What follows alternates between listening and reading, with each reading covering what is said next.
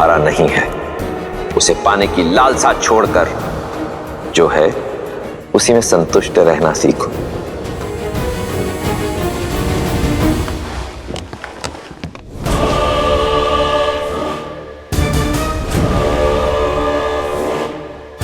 किसने किया ये दुस्साहस? किसे अपने प्राणों से प्रेम नहीं? समक्ष आओ। क्षमा करे भैया, ये दुस्साहस मैंने किया है क्योंकि मैं आपको किसी भ्रम में नहीं देख सकती। भ्रम? हाँ भैया, सीता की जिस छवि को आपने देखा था अब वो वैसी नहीं रही। अब वो महलों की राजकुमारी से एक वन की सन्यासिनी बन चुकी है। तनिक सोचिए भैया, सीता के सौंदर्य और तेज के बारे में। आपके साथ लंका की स्वामिनी के रूप में खड़े होकर वो कैसी लगेगी? उसका प्रारब्ध आप ही के आने की प्रतीक्षा में है। बेचारी, जिस राजकुमार से विवाह किया उसके पास राज्य तो छोड़िए, कांटों से बचने के लिए पांव में पादुका तक नहीं। जिस स्त्री को लंका की मखमल शैया पर होना चाहिए वो पथरीली चट्टानों पर सो रही है। लंका की सुगंधित और कमलों से सज्जित सरोवर के स्थान पर जोंक और कीड़ों से भरे वन्य तालाबों में स्नान कर रही है।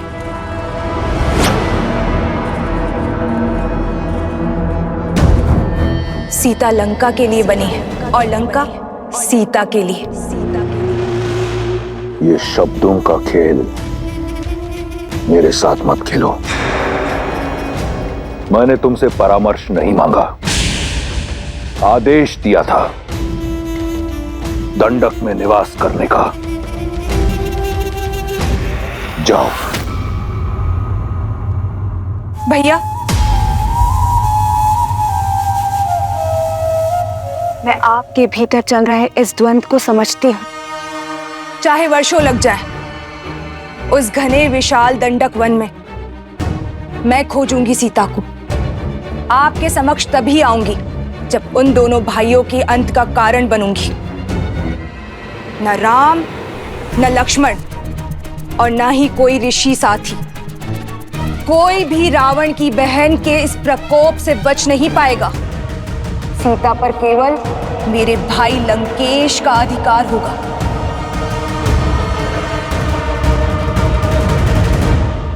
राम राम राम राम राम राम राम राम राम। महाराज, बस कुछ देर और, हम लोग ऋषिमुख पर्वत के निकट हैं। राम राम राम राम। रुक जाइए महाराज।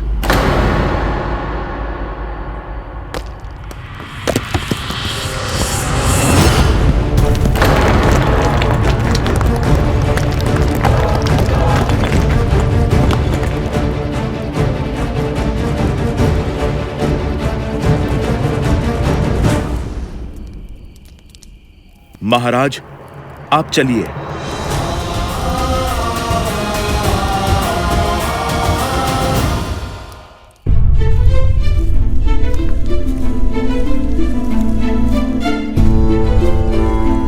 बालपन में बाली भैया कितना प्रेम करते थे मुझसे। तुम देखना हनुमान, बाली भैया को उनकी भूल का पश्चाताप अवश्य होगा। हमारे मत मिले ना मिले, हमारे मन अवश्य मिलते हैं। महाराज सुग्रीव, प्रभु श्री राम करे आपका कथन सत्य हो, परंतु ये समय भावनाओं में बहने का नहीं, योजनाओं को सफल करने का है। ऋषिमुख पर्वत तो समक्ष है और योजना तो ऋषिमुख पर्वत पर आने की थी ना। ये सारे पेड़, ये ऋषिमुख पर्वत की सीमा ही तो है। महाराज, आप चिंता ना करें, मैं बाली के हर एक प्रहार से आपको बचा लूंगा। परंतु हनुमान, यदि तुम बाली भैया के समक्ष गए तो वो तुम्हारी आदि शक्ति छीन लेंगे। मेरी यही योजना है कि मैं उनके समक्ष नहीं, उनके पीछे रहूं और मैं महाराज बाली को ऋषिमुख पर्वत की सीमा तक खींच के लाऊंगा। जैसे ही उनका पग ऋषिमुख पर्वत की सीमा को छुएगा, उन्हें मिला श्राप उनके प्राण हर लेगा। परंतु ये होगा कैसे हनुमान? और भैया के प्राण? महाराज सुग्रीव, यदि जीवित रहना है तो आप मुझ पर विश्वास कीजिए।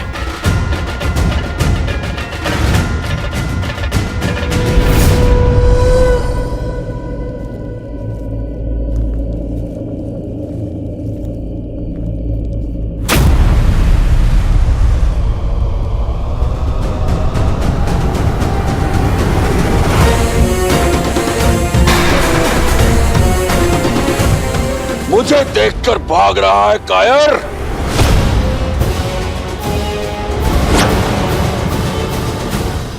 प्राण जाए फिर भी मैं आपसे युद्ध नहीं करूंगा भैया। अब प्राणों के सिवाय बचा क्या है तेरे पास कायर? अब तो राज्य भी मेरा और रूमा भी। अब मत रोकिएगा महाराज सुग्रीव।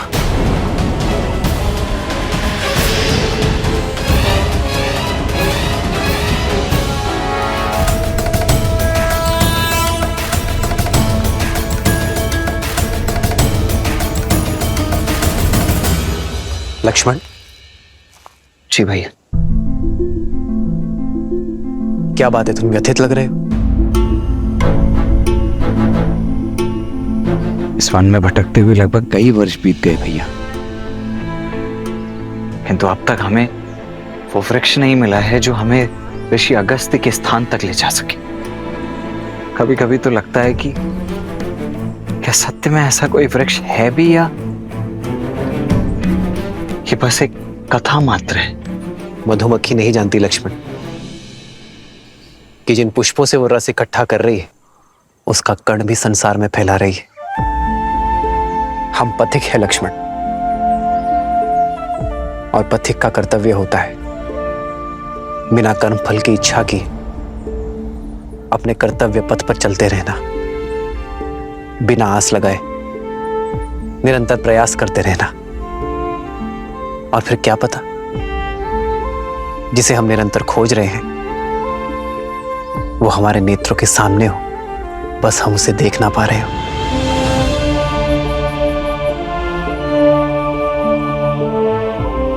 जी भैया। आओ सीता।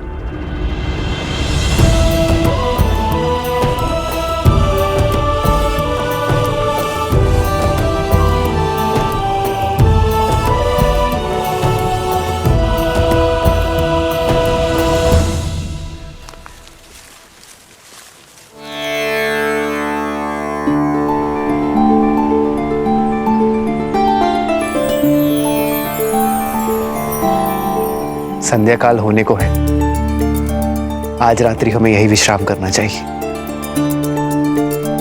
जी भैया।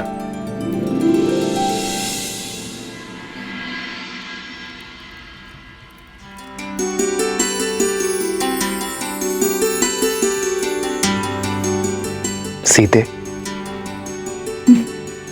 विवाह से पूर्व की रात्रि स्मरण है तुम्हें? नहीं तो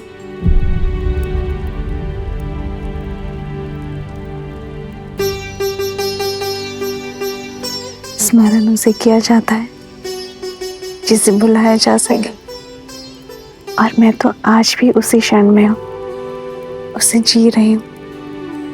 उस रात्रि भी चंद्रमा इतना ही सुंदर था, और मिथिला की शीतलता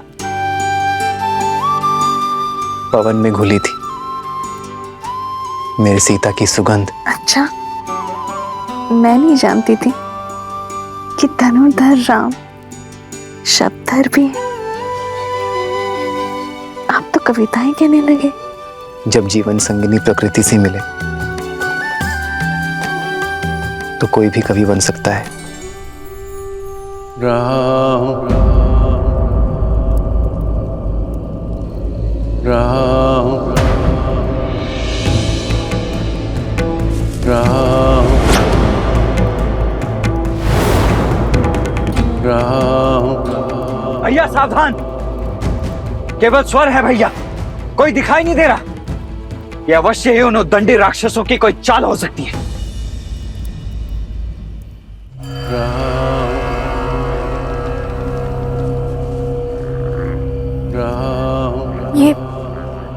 ये कैसी ध्वनि आ रहा है?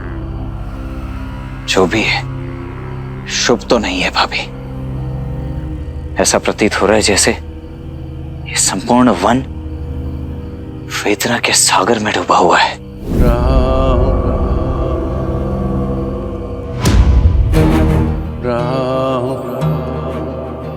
स्वर वहां से आ रही है। सावधान भैया, ये किसी असुर का छल भी हो सकता है।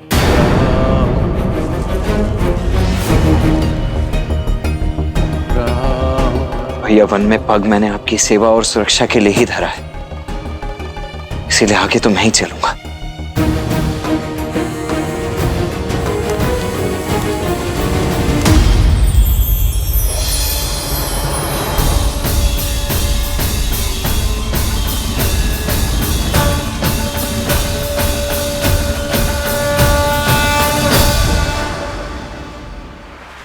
देखा भैया, मैंने कहा था ना ये एक माया जाल है।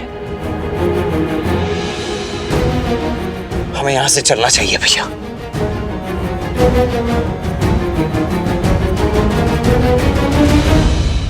राम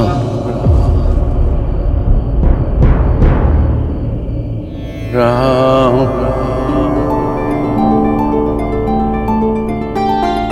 राम। नहीं लक्ष्मण, इस वृक्ष की पुकार में छल का सार नहीं, करुणा का संसार सुन रहा हूं मैं। राम संभल कर भैया, संभल कर भैया।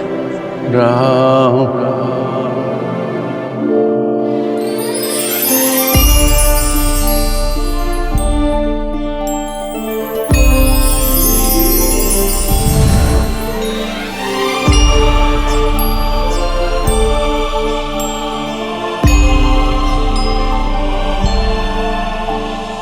भैया, लगता है हमारी खोज संपन्न हुई। अगस्त्य ऋषि का पता बताने वाला वृक्ष यही है।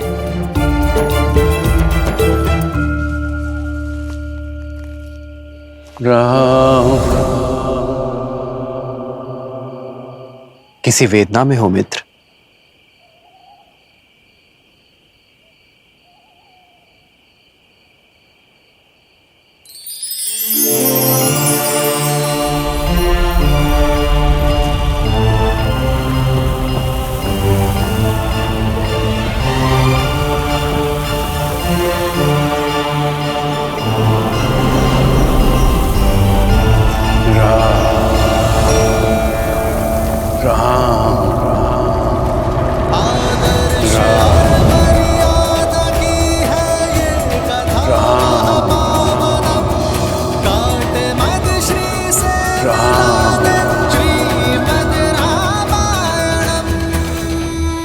मेरा नाम कैसे ज्ञात है आपको? इस सुरक्षा कवच को भेद कर मुझ तक पहुंचने का सामर्थ्य केवल आपकी करुणा में है राम। सैकड़ों वर्ष बीत गए प्रतीक्षा में, आज मेरे सौभाग्य के द्वार खुल गए। प्रणाम। आपके शब्दों में ज्ञान का आधार दिख रहा है। कौन है आप? मैं सुतीक्ष्ण, ऋषि अगस्त्य का शिष्य हूं। महर्षि अगस्त्य के शिष्य?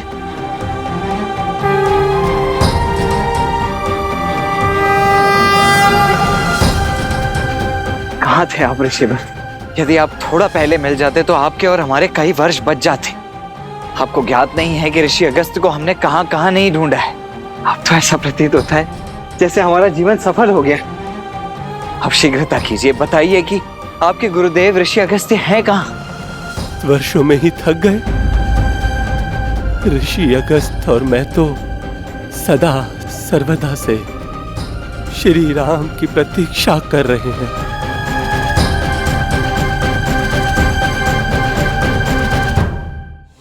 आइए आपकी प्रतीक्षा का अंत किए देते हैं। जी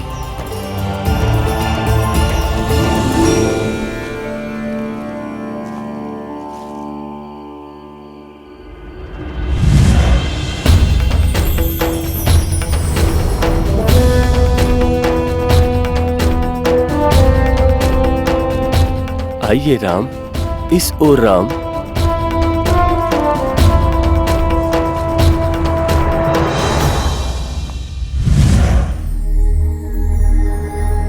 देव ऋषि के आश्रम में आपका स्वागत है।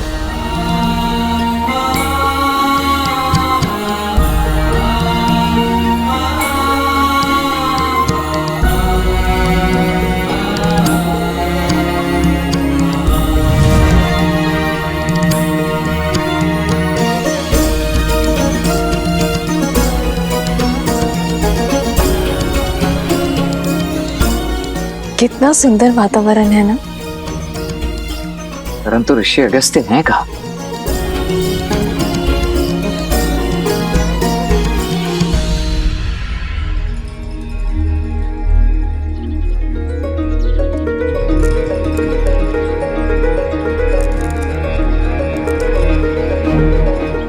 सामने देखो लक्ष्मण,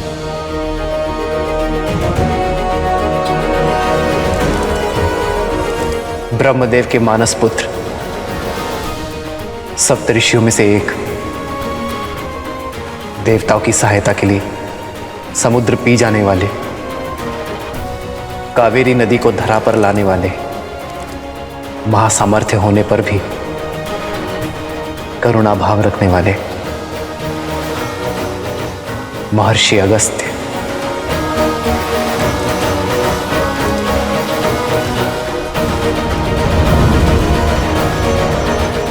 आ गए राम।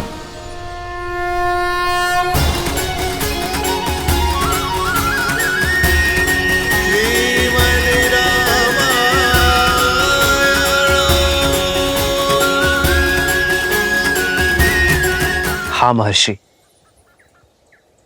अंततः भाग्य सौभाग्य में बदल ही गया आपके दर्शन पाकर।